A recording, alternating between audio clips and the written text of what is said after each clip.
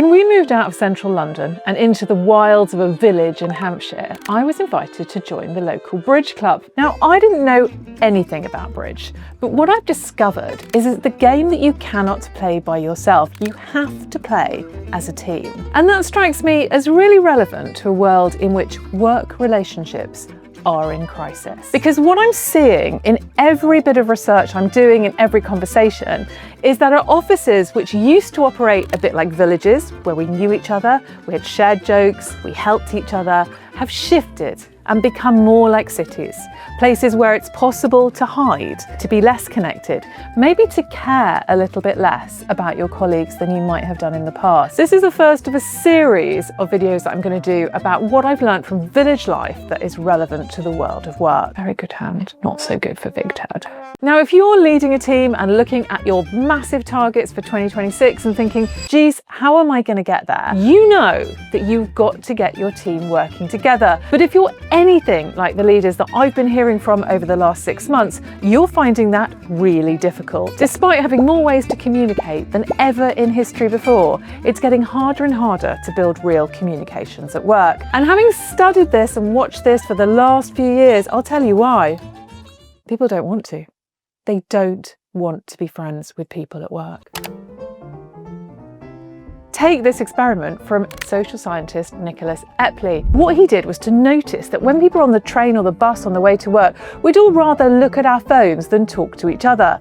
So he and his colleagues did something very unkind. They put people into two groups. One group, they said, go ahead with your commute, ignore everyone, be happy. The second group, horror of horrors, they said to those people, you need to talk to people on your bus or train, make conversation, get to know them. I'm Ron, by the way. Ron Weasley. The shocking discovery from that second group, who were appalled by the thought of having to talk to strangers, as would I mean, I'm British, I can't imagine anything worse in many ways, was that they got to work happier. They felt calmer, they felt more connected, and those feelings lasted. Now that research turns out not to be a one-off. Actually, they looked at holidays, and it turns out that if you book one of those glorious stilted villas in the Maldives, you know, the ones where you can't make eye contact with anyone except a passing dolphin, you actually enjoy your holiday on average less than somebody who goes to somewhere where there are new and interesting people to meet. We're really, really terrible at predicting what makes us happy. And the truth is, for all their faults, it's actually other people. And at work, we keep making the same mistake.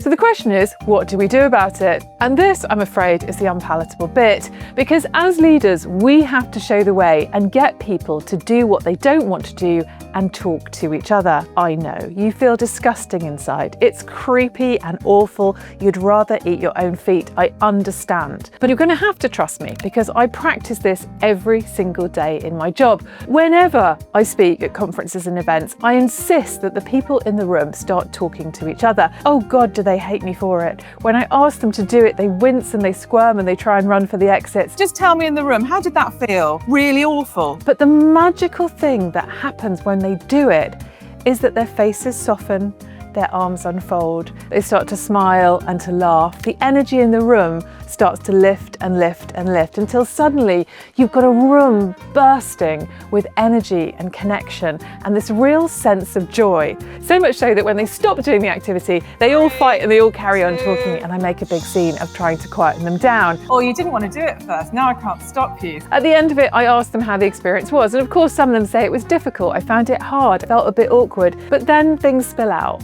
I said things that I've known for ages, but I didn't quite have the words for. I heard something from my colleague of 15 years I didn't know about them. So why does it work? Well, the truth is that we're herd animals. We like to think we're silverback gorillas and we're strong and we do it ourselves, but the reality is we really need each other. And all of the research shows the same thing. Strong social ties make us live longer, healthier and happier lives. And yet every single change that we've seen at work over the last few years has pulled at those strings of attachment and stretched them to a point where they barely exist.